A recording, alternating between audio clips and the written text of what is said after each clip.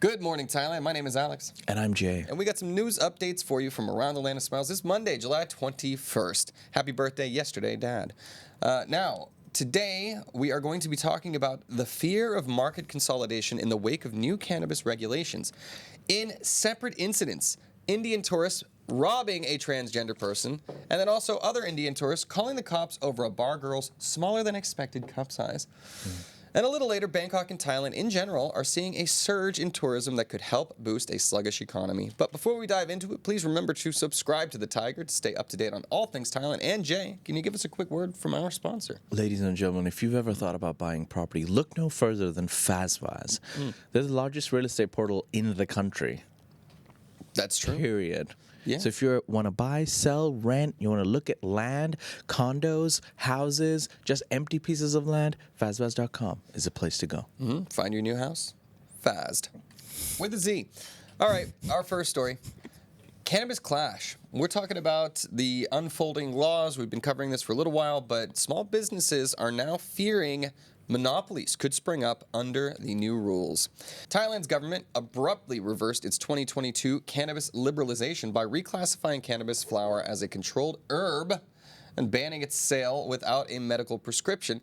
As of June 2025, these rules strictly limit purchases to licensed clinics and certified farms, requiring 30-day prescriptions and banning online sales or advertising. Many small growers and dispensary owners say the sudden change favors large enterprises with more capital and regulatory access, while leaving small shops to close or move operations underground. Public health officials argue the stricter rules are necessary to curb youth access, combat smuggling, and prevent unregulated proliferation. But critics warn the move may recreate a monopoly-like market under big players. Wow. A monopoly-like market. Who doesn't like monopoly? Everybody. Look, that's not a great thing, man. You don't like to see... We don't like it in the alcohol industry, right? People have been complaining for decades about the stranglehold that Singa and Chang have on the brew industry. I don't want to say it, but... When you do let it get to this point, there's no one that can compete with them. It would take someone billions and multiple decades to catch up to these guys. I mean, it just... unfortunately is what it is. Right, but we're talking about cannabis, which is already an established market with tons of people that are producing fine quality stuff. And I think one of the big problems is that there's just a very big surplus in the market. So even big boys aren't making that much money because there is so much competition, which is great for consumers, I think. So, and I really, they've mentioned many times there are problems. They do not provide any evidence to back up these problems, right? Occasionally there's smuggling, sure, but that's not limited to cannabis. And there is a big export market where there's legal exports constantly. So I don't buy it. I still haven't seen enough evidence to warrant the enforcement of this. However, that being said, it was always intended to just be medical, but I think these are valid concerns coming from many people who have invested their lives into creating businesses here in Thailand. So, See, you know a lot of the big boys and like the cannabis industry in general. Would you say, like all the big boys especially, they have their farms, they have their own farms, and a lot of them also do export? Would you say there are some monopolies in amongst the big boys? that's the point. Monopoly means one. So no. Yeah, but like one or two. They're just no. They're like there's. By the way, Hot. Can we turn up the volume a little bit? We're getting complaints. On the mics. The big boy. There are plenty of big boys. That's the thing. There's a lot. We've done videos for $10 million facilities before. There are massive operations here, and they do rely a lot more on the exporting. But even there is some competition. The thing is, a lot of the smaller sellers, they don't have grows. They buy from these bigger growers to sell in their retail establishments. I don't know. It was weird. I was down in Phuket over the weekend, and I still saw tons of shops operating. I think they're in a grace period right now. Yeah. But what it will look like when, the raids begin and people start getting shut down, I don't know. We'll find out. All right, we'll move on to our next story, which is coming out of Bangkok, and a woman challenges police inaction after a 7-Eleven attack. A Bangkok woman went to a 7-Eleven late at night and helped a distressed man, but he unexpectedly choked her in the store before she escaped to her condo. Now, when she called the police, officers simply spoke to the suspect and walked away without arresting him, later fining him just 500 baht for disruptive behavior, even though the law allows much harsher penalties for assault without visible injury. Outraged by the lenient handling, she shared her story on social media in both Thai and English, turning her into a public advocate demanding changes in police response and better protection for victims. Non-visible. If you look at her neck, she is like, that is very visibly assaulted. I am shocked by this story, and that's why I thought we should bring a little bit of attention to it. Yeah. Because, sometimes it's just social media that might affect some change. I don't get it. You could see the guy, obviously, Farang. But how much assault is, warranty of putting someone in jail? It's like, she looks fine. Here's a 500 baht fine, and just don't do it again. Yeah, I don't know. Like, look, that is the injury, right? That's not a birthmark. I'm just trying to make sure. Like, this is. Anyways, whatever. The point is. We tried to get her on a chokehold. Yeah, not great. So the police, it's so funny. The police in Thailand do love to de-escalate. I do love that about them. But sometimes it's like, all right. Yeah. If you don't enforce it, people are going to try and get away with things. When you do look at the video, in my mind, I thought double-handed choke. Yeah. But this guy tried to do get a bit too comfortable and but look, assault is assault, man. Stop putting your hands on women or anyone in general. Yeah, I think so. It's no excuse for the bad behavior. All right, we are now off to Phuket. And, I should have given you this one. I'm sorry, Jay. But anyways, a retired Aussie officer loses 40 million baht in a Phuket crypto scam. That's almost as much as Jay's lost.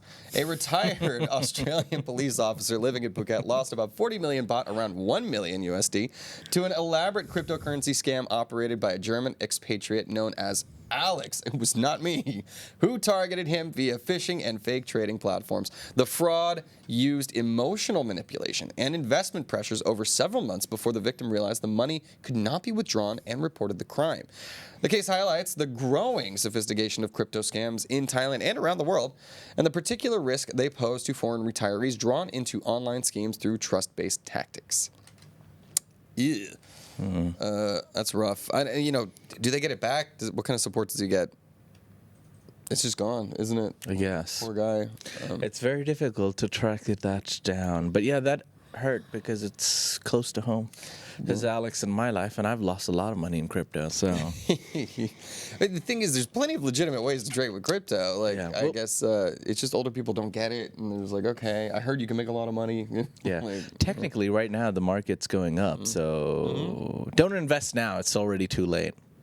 I mean, it should only go up forever. That's what happened to me last time. I was like, market's going up. And this was around the time that I did invest. And then it just went, pew. Yeah. I waited for the pew. And I got in at a good time. I haven't even broken even yet. And the market's up 40%. How high was it before? It's we're at record highs right now. No. All right. That's just Bitcoin. I invested in everything except Bitcoin. Yeah. Just don't do it. Crypto's a scam. No, it's not. It's not. But Bad Boy has better advice. I think just follow Warren Buffett. Hit Berkshire Hathaway. You get them blue chips. Baby. I did, but sometimes 10% is just not enough. You just wanna hit the tables, baby. See that roulette wheel spin and just swallow sadness and live in fear of bankruptcy for 8 months until it gives you hope. Yeah. And then it brings you back down again. Don't invest anything you can't afford to lose, I always say. But yeah, anyways. Too late. Our next story takes us to Pattaya, where a cash snatch allegation lands Indian tourists in jail. A 27-year-old transgender woman in Pattaya accused 34-year-old Indian tourist Nizamuddin of stealing 7,000 baht from her bag during a visit to a guest house after a night out on Walking Street. Wow, the Indians are striking back. She claimed that after she stepped into the shower, Nizamuddin was seen hurriedly closing a safe, and upon checking her bag, she found the money missing. When she attempted to leave, he allegedly tried to restrain her, prompting staff to call the tourist police. Nizamuddin was arrested for theft and disturbing the peace, though he appeared intoxicated and confused during the incident. It can go both ways. That was an Alex Latour joke, by the way. Yeah, I mean, we obviously do the stories about transgender women snatching gold chains off Indian guys all the time. And there's Uno reverse card here, apparently. Look, I don't know. Like, he's been arrested, so there might be some justice found. He did seem under the influence, which makes sense, I think. But it's always weird because this is clearly. It's probably a services rendered type deal. Like, was this the money that he paid her to come back? Yeah. Then, I don't know. Like, Danny says. Danny says it's Jay's cousin allegedly. Shh, Danny, we don't talk about it. He's the black sheep of the family. What was his name again? Nizamuddin. That was it. I like that. It sounds classic. That's a good classic. What a name. Well, yeah. Strong name. Yeah, Nizamuddin. Not strong enough, apparently. All right. Not the only wacky Pattaya Indian story. Look, this went viral over the weekend, and I was going to let it go, but I just felt like we had to talk about it. You just had to squeeze into it. I did, and you'll see why that's funny soon. A boob dispute. Can I start a story like that? Yeah, Indian tourists call cops on a Pattaya bar girl for her less than expected cup size. Okay, That's right. In Pattaya, 3 Indian tourists called the police after a Thai bar girl entered their hotel room, claiming she didn't meet their expectations regarding her appearance, specifically the breasts. The woman explained that they had agreed on a price of 3,000 baht with a 1,000 baht deposit already paid. Should have taken the money and run, girl. And she was only asking for the remaining 2,000 baht. The police advised both parties to resolve the matter amicably, leading to the woman returning the deposit, and no further action was taken. There we go. I don't agree with this. I think she should have kept at least the deposit.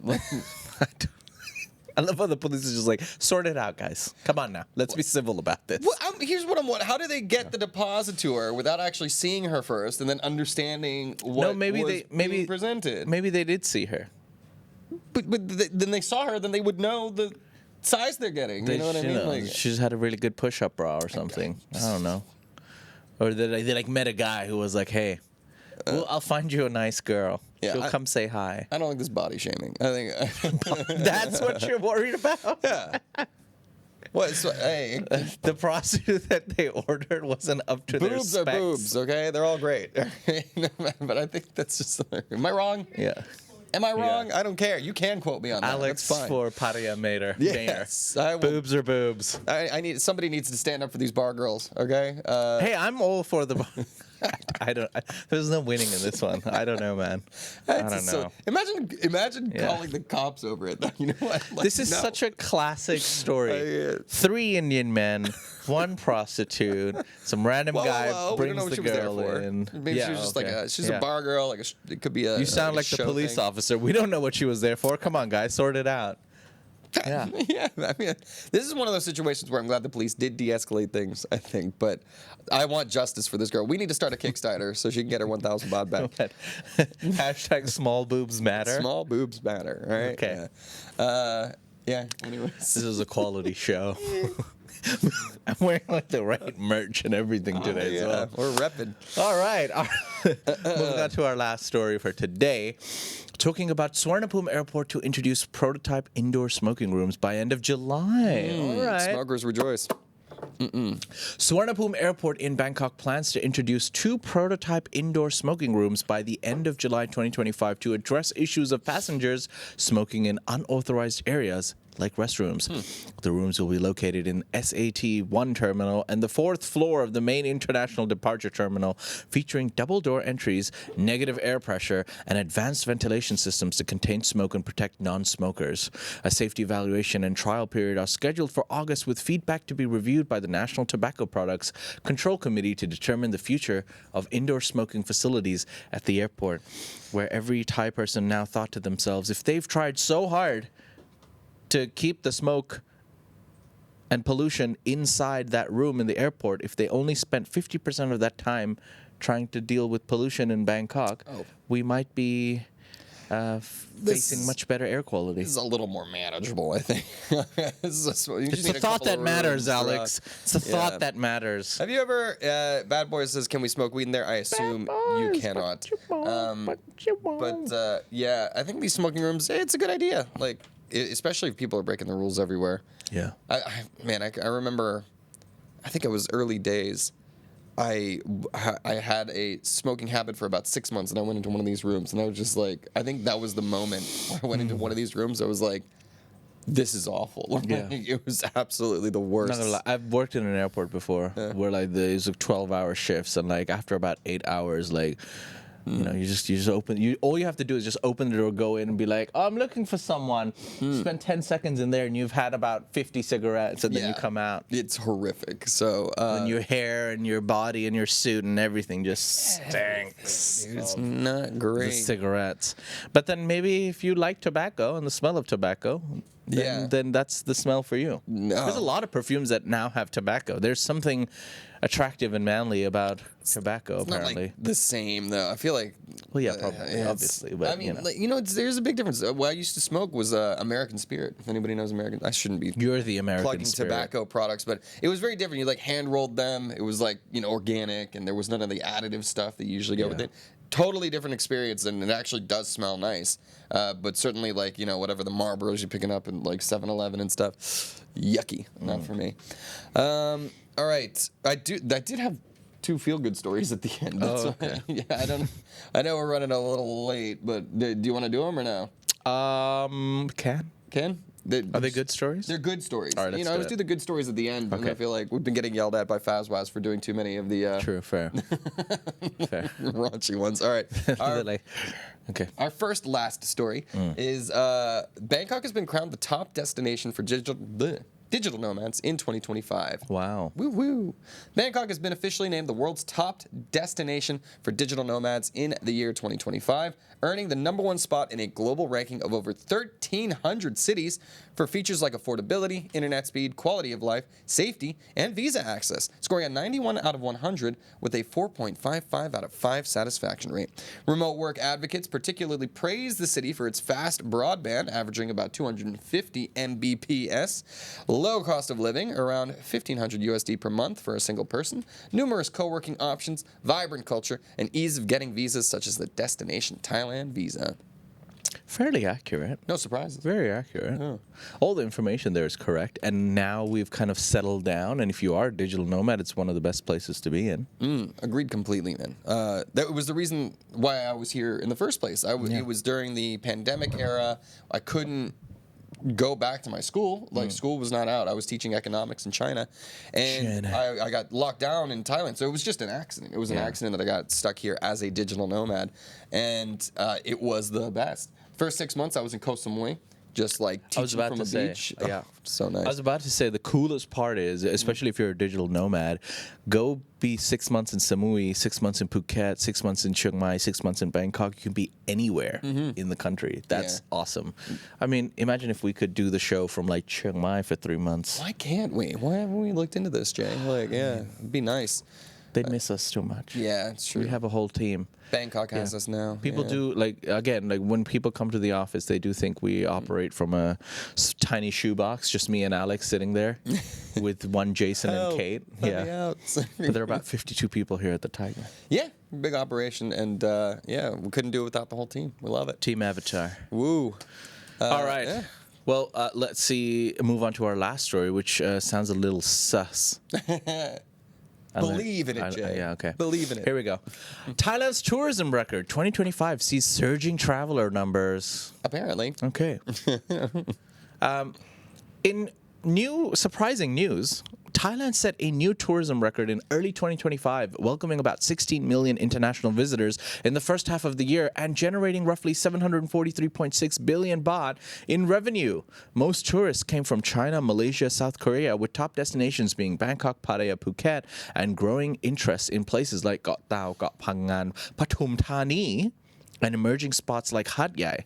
The tourism boom was driven by initiatives under the Amazing Thailand Grand Tourism and Sports Year 2025 program, improved flight links, and enhanced visitor services, to which many businesses and people are asking, where are these tourists? Because I thought the numbers were down. Yeah, so... Look, this was according to numbers coming through mostly Agoda and other travel booking websites that are saying that things are up. That is the question, I think, is like, all right, is this actually translating? I was in Phuket over the weekend. It wasn't dead, but it is low season. Yeah, People got to remember that too. Exactly. We're talking about the first half. In the first half, it did feel busy. Yeah. Yes, but in the low season, it's now that we're realizing that the numbers are really down. Yeah. Like, low season's extra low. Yeah, low season is extra low, but I think the high season so that's the thing. First half of the year, you get 2 quarters. Q1 is a boom. That's like the busiest time for Thailand. Q2 is when it all really tapers off a lot, and then you see it slowly start to pick up. So look, I like the optimistic reporting. I just want to say, like, Thailand, we're still here. People still like us. There was another story about Europeans are coming more, too, because it's like, it's their summertime. They get time off now and stuff like that.